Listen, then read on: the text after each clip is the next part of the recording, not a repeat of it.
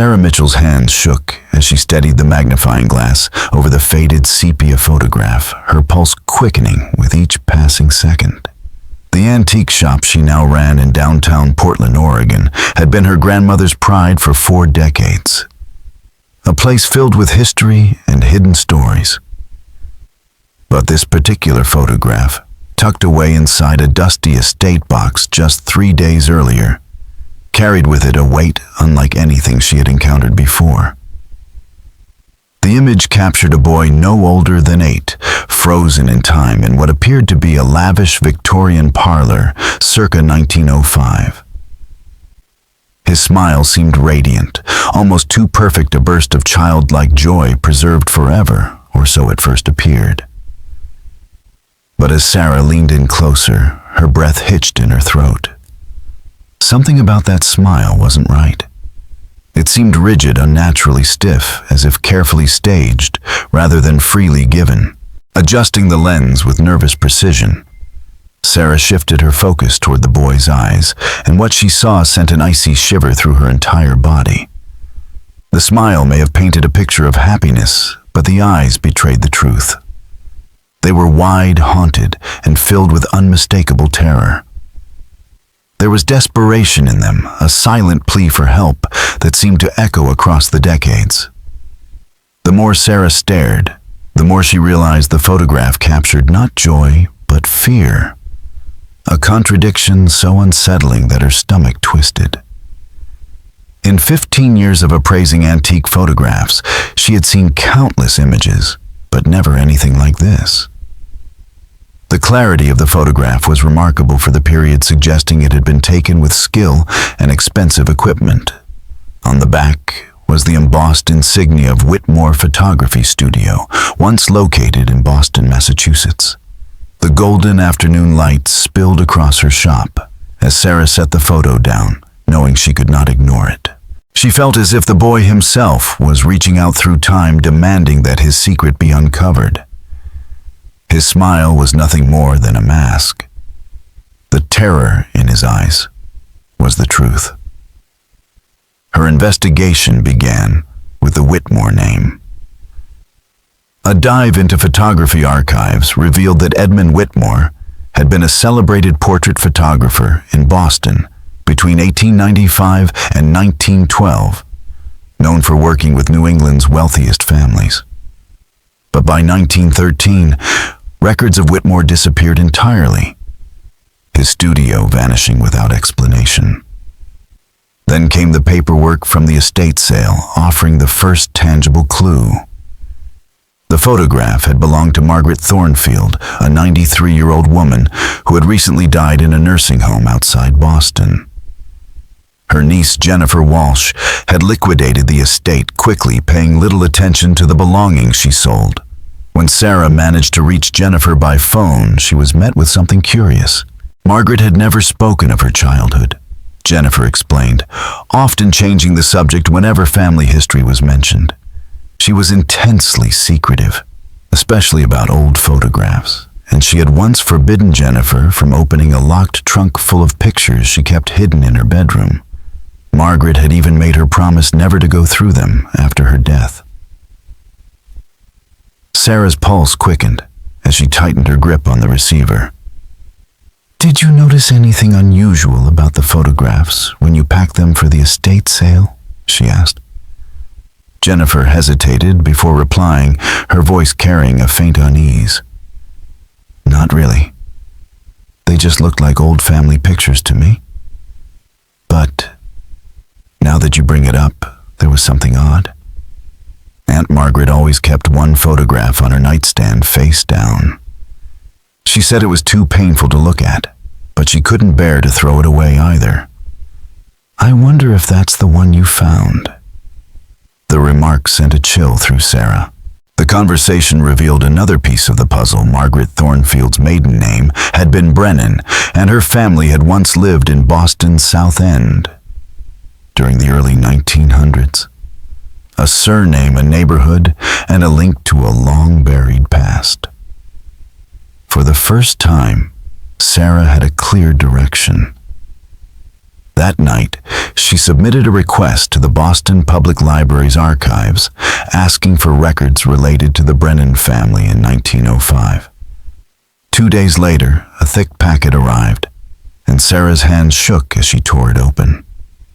The documents painted a vivid picture. The Brennan household at 247 Warren Avenue consisted of Thomas Brennan, a prosperous textile merchant, his wife Catherine, their eldest daughter Margaret, then 12, their son Patrick, aged 8, and their youngest, Rose, just a toddler. But amid the routine census records and neighborhood accounts lay something far darker. A tragedy that had gripped Boston on October 15th, 1905. Young Patrick Brennan had vanished without a trace. Newspaper articles described how he had been playing in the family's backyard after school when he simply disappeared. Neighbors joined police in a frantic search that stretched for months, yet no evidence was ever uncovered. The disappearance became one of the city's most enduring unsolved mysteries. Sarah set the photo on the counter, once more, magnifying glass trembling in her hand. The boy's features aligned perfectly with Patrick's age and the era. And now, as she studied those wide, haunted eyes behind the forced smile, the truth pressed down like a weight. This wasn't just a photograph. It was a silent witness. Why had he been made to smile like that? And why had his sister Margaret carried the burden of this image in secret for nearly 90 years? Seeking answers, Sarah contacted the Boston Police Department's Historical Records Division. Detective Robert Hayes, a cold case investigator, with a reputation for piecing together forgotten puzzles, agreed to help. The Brennan case was always unusual, he told her over the phone. Most child disappearances leave behind something: a witness statement, a clue, a trail. But Patrick Brennan, it was as if he stepped off the earth itself. The family was shattered, but from what the records show, his older sister Margaret took it hardest of all. According to the reports, Margaret had carried her guilt in silence for the rest of her life, convinced that Patrick's disappearance was her fault because she had been the one meant to watch him that afternoon. Sarah now understood she wasn't simply staring at a curious old photograph. She was holding what could be the last known image of Patrick Brennan, taken only days or perhaps weeks before he vanished forever. Yet the forced smile and the terror radiating from his eyes suggested something far more chilling than a simple family portrait. The question gnawed at Sarah with growing intensity. What exactly had Patrick Brennan been afraid of? And why had someone insisted he smile for this picture?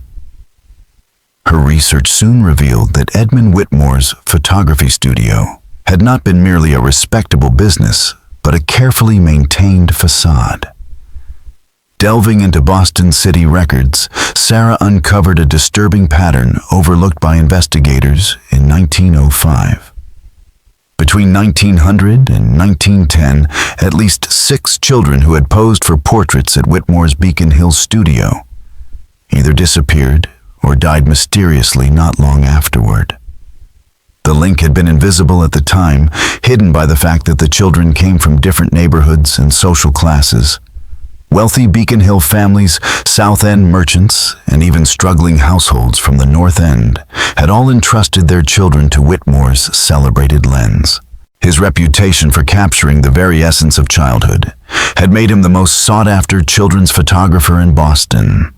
But that reputation now looked like a mask concealing something darker. When Sarah contacted Dr. Emily Harrison, a photography historian at Boston University, she received an explanation that sent a cold shiver down her spine. Victorian photography required long exposures, Dr. Harrison explained, often several minutes during which children had to remain perfectly still. Photographers used various methods to keep them calm, harmless tricks, like toys, stories, or soothing music. But there were also documented cases of far more disturbing practices. Some photographers, she revealed with a heavy pause, were known to administer laudanum or other sedatives to quiet, restless children. The thought lodged in Sarah's mind like a shard of glass. What if Whitmore had been drugging his young subjects? Could Patrick have sensed danger during his sitting, his body outwardly smiling under instruction while his terrified eyes betrayed the truth? The theory fit too well. As Sarah dug deeper, the portrait of Whitmore's studio grew increasingly sinister. City building records showed that the Beacon Hill townhouse, where he operated, contained an unusually large basement. Officially, it was said to house his darkroom and equipment. But plans revealed a warren of small locked chambers rooms that no one outside Whitmore had ever been permitted to see. Sarah was no longer convinced that Patrick Brennan's photograph was simply the final image of a missing child. It was beginning to look like evidence of something far darker. Tracing Margaret Thornfield's childhood address brought her to an astonishing realization. The Brennan home at 247 Warren Avenue was still standing, its stately Victorian frame now transformed into condominiums. The current owner, James Murphy, welcomed Sarah warmly when she explained her research, confessing that he had always been intrigued by the building's history. As he guided her through the polished wood and restored moldings, James recalled a peculiar discovery he'd made during renovations years earlier. The previous owner mentioned there used to be a compartment behind the fireplace in what's now my office, he explained. When I pulled it apart, I found some old papers shoved inside. I held on to them just in case they mattered to someone. What James brought out was more than Sarah could have imagined.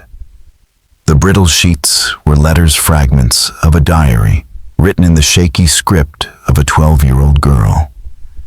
The ink faded, but legible, carried the voice of Margaret Brennan herself, dated only weeks after Patrick's disappearance. Sarah's heart pounded as she read the words. "Dear Diary, I know what happened to Patrick, but Mama says I must never tell anyone, Mr. Whitmore came to our house the day after the photograph session. He told Mama and Papa that Patrick had seen something he shouldn't have in the studio.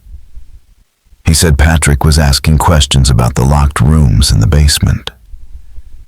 Mr. Whitmore promised Mama that he would take care of the situation and that our family would never be bothered by questions again." Sarah's stomach tightened, but the second entry penned a week later was even more damning. "Patrick told me he was scared when Mr. Whitmore took his picture. He said the photographer kept staring at him strangely and asked if he wanted to see the special room downstairs. Patrick said no, but Mr. Whitmore told him that only the bravest boys got to see it. The reflection in the window shows how Patrick really felt. He was trying to be brave for Mama and Papa, but inside he was terrified." Sarah set the papers down with trembling hands, her mind racing. The implications were staggering. Margaret had lived nearly a century under the crushing weight of a secret that her brother had been taken not by chance, but by the hands of Edmund Whitmore himself. For all those years, she had carried the knowledge silently, her only outlet. The hidden diary entries and the photograph that bore witness to her brother's final moments of innocence before he crossed paths with something unspeakably evil. With Margaret's hidden letters in hand, Sarah wasted no time contacting Detective Hayes. The Boston Police Department's cold case unit agreed that the new evidence was compelling enough to reopen the Patrick Brennan investigation. What they uncovered in the city archives stunned even the seasoned detectives. Between 1905 and 1912, Edmund Whitmore had quietly been the subject of multiple police inquiries. Yet every single investigation had been dropped without explanation. Hayes soon unearthed why. Whitmore had cultivated deep ties with some of Boston's most powerful families and influential city officials' connections that shielded him from scrutiny. His studio had not been merely a fashionable place for portraits, but a carefully constructed front. Buried in reports and ledgers were veiled references to special sessions and private arrangements, coded language that hinted at something far more sinister than photography. The true breakthrough came when Hayes discovered the original police report filed by Thomas Brennan in the wake of Patrick's disappearance, a document that had languished in obscurity for over a century. In the report, Thomas described how Patrick had come home from his portrait session visibly changed, withdrawn, and haunted. For 3 nights, the boy woke screaming from nightmares, babbling about the man in the dark room who wanted to show him pictures. Then came the final revelation on the morning of October 15th, 1905. Patrick confided to Margaret that he intended to tell their parents what he had witnessed in Whitmore's basement.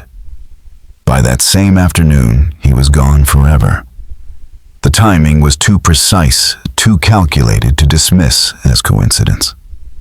Digging deeper, Hayes traced Whitmore's movements after the disappearance. The records revealed that Whitmore abruptly closed his Beacon Hill studio in November 1905, barely a month after Patrick vanished. Officially, he claimed he was relocating to California, but no census records, travel manifests, or property deeds ever placed him on the West Coast. More disturbingly, his elegant townhouse was sold off almost immediately, and the new owner wasted no time demolishing the basement and filling it with concrete. It was as if the ground itself had been sealed to erase whatever secrets it once contained. As Sarah absorbed the findings, a horrifying picture crystallized.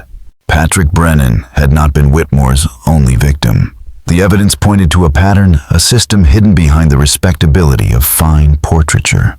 Whitmore had been using his celebrated photography business as a facade to ensnare children, preying upon families who trusted him most. What had seemed like an isolated tragedy was instead the trace of a far-reaching network of exploitation, a predator hiding in plain sight, his crimes preserved only in the frightened eyes of the children he photographed. The investigation shifted into uncharted territory. When Detective Hayes reached out to retired FBI Special Agent Maria Santos, a woman whose career had been devoted to unraveling historical crimes against children. When she reviewed the Whitmore file, her expression hardened. To her, the signs were unmistakable. She explained to Sarah and Hayes during a tense meeting at Boston Police Headquarters that Whitmore's actions bore the hallmarks of something much larger. These networks were more organized than people ever wanted to admit, she said gravely. They used respectable businesses, photography studios, children's clothing shops, even orphanages as fronts. And the men behind them were often wealthy, influential figures who protected one another and ensured police investigations went nowhere. Santos revealed that she had spent years tracing what she called the Portrait Network, a loosely connected web of photographers and businessmen who operated between 1890 and 1915 along the East Coast. They exploited the trust of families who believed they were simply commissioning portraits of their children, while, in reality, the sessions concealed far darker purposes. Edmund Whitmore's name had appeared on an FBI watch list compiled in the 1970s after fragments of testimony and archival reports surfaced, but with no living witnesses and no physical evidence, prosecutions had never advanced. For decades, the case remained a whisper, a theory, without proof. What Sarah had uncovered changed everything. Margaret Brennan's secret letters and Patrick's haunting photograph were the first tangible evidence tying a named victim to the network's activities. Santos examined the photograph closely, her trained eye noting what Sarah had already suspected, the strange contradiction between Patrick's expression and his reflection. She offered a chilling explanation. In the early days of photography, she said certain exposure techniques could capture subtle discrepancies if a subject was under duress. If Patrick had been drugged or placed in a suggestible state during the session, his outward expression could have been manipulated, even forced, while the reflection betrayed his genuine fear. Children's minds sometimes resist manipulation in ways adults can't, Santos explained. If Whitmore was attempting to control Patrick's demeanor, the boy's conscious image might have been manufactured, but his reflection would still register his real emotional state. That's why we see the smile hiding terror. It's not a trick of the light. It's a glimpse of truth. The revelation that Patrick Brennan's case was tied to a vast criminal network ignited a new sense of urgency. Santos warned that Patrick's photograph might not be unique. Other families could be holding similar images, grim evidence disguised as cherished heirlooms. For over a century, these portraits had sat in albums and trunks, their sinister contradictions between smile and reflection overlooked by generations. Now, for the first time, they were being seen for what they truly were. The investigation exploded into public view when Detective Hayes announced that the Boston Police Department was reopening multiple cold cases from the early 1900s. News outlets across the country ran stories on the haunting Brennan photograph. Genealogy forums and ancestry website is lit up with discussions, and soon families throughout New England came forward with eerie photographs of their own. Within 2 weeks, Sarah's phone rang, with calls from descendants of 7 families whose children had been photographed by Edmund Whitmore or affiliated studios between 1900 and 1912. Each family carried chilling tales whispered down through generations. Children who had returned home pale and shaken, muttering about secret rooms and strange questions. Others who fell ill and died suddenly after their sessions.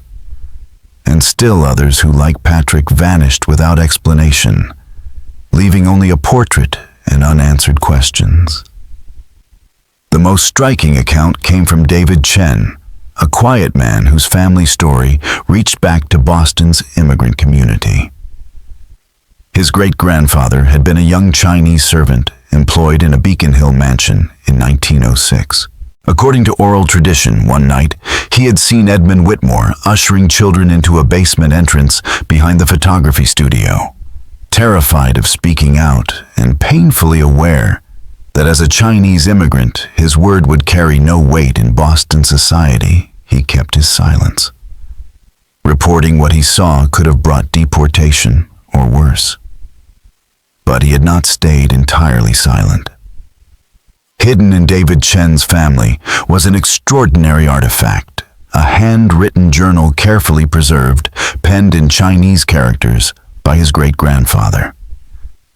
When translated by a Harvard historian, the journal revealed the most detailed account of Whitmore's operations ever uncovered.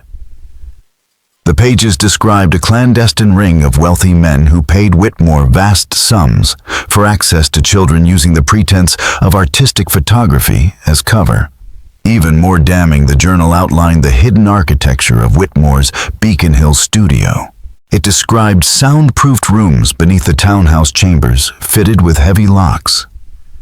Strange equipment and multiple cameras, all arranged for purposes that went far beyond the innocent capturing of childhood portraits. Most damning of all, the journal contained a list of names, children who had entered Whitmore's studio and never returned. Among them was Patrick Brennan, proof that his disappearance had not been a tragic accident, but part of a calculated pattern of exploitation and murder.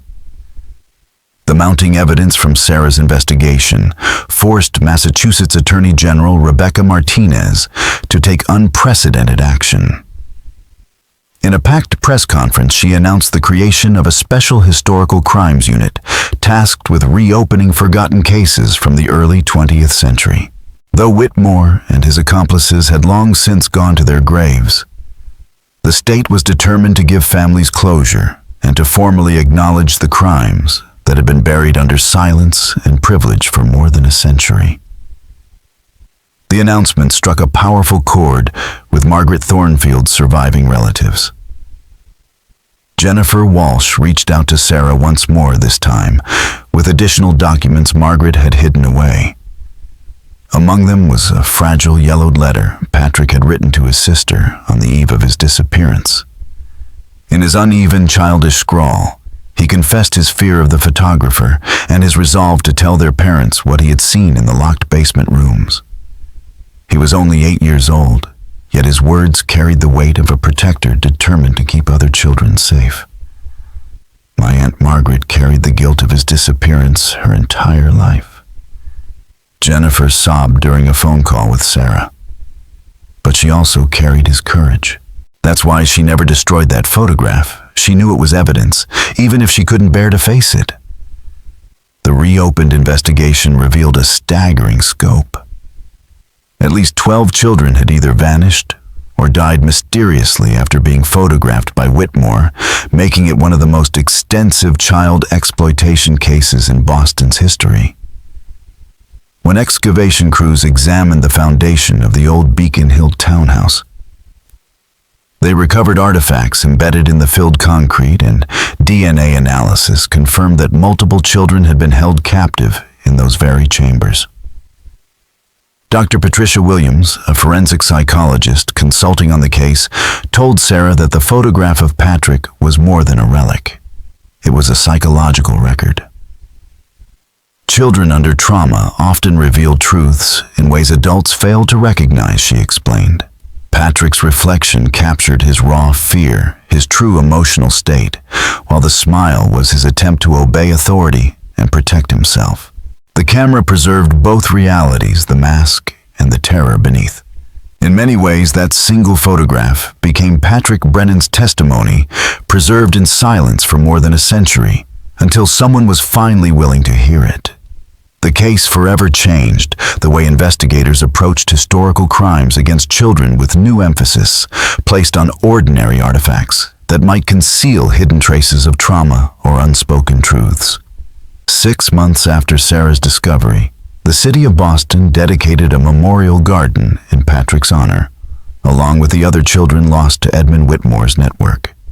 Nestled in the South End near the street where Patrick had once lived, the garden held 12 bronze plaques, each etched with the name and likeness of a child whose story had been uncovered through the investigation. On the day of the unveiling, Sarah stood among the crowd with the photograph that had begun it all. In her hands, the image no longer seemed eerie or threatening. It was sorrowful, yes, but also brave. Patrick's reflection transformed into a symbol of resistance, a boy's desperate attempt to speak across generations. After 118 years, his voice had finally been heard. Margaret Thornfield's descendants were there as well, closing a chapter that had weighed heavily on their family for nearly a century. Jennifer Walsh spoke through tears about her aunt's silence and resilience, how Margaret had borne the unbearable burden of knowing the truth, but had kept the photograph safe all those years. She always said someday the truth would come out. Jennifer told the assembled crowd she believed Patrick was still trying to protect other children, even from beyond the grave. This photograph was his final gift, not just to her, but to all of us. Proof that truth can endure even when it's buried for 100 years. Today, Patrick's portrait rests in the Boston Police Department's museum, displayed beside the letters, reports, and artifacts that helped bring resolution to one of the city's oldest cold cases. Visitors who stop to study it are struck not only by the haunting split between Patrick's smile and his reflection, but also by something else, an unmistakable determination in the boy's eyes, a glimmer of courage that shines through both images. It is a reminder that even in the darkest times, truth refuses to stay silent. When Sarah returned to her antique shop after the ceremony, she carried with her a changed understanding of the past. Every faded photograph she examined felt heavier, more alive with possibility. No longer did she see them only as objects of monetary worth, but as vessels of memory, fragments of human testimony, waiting to be recognized. Somewhere in those still faces, she thought other voices might still be waiting for someone to listen.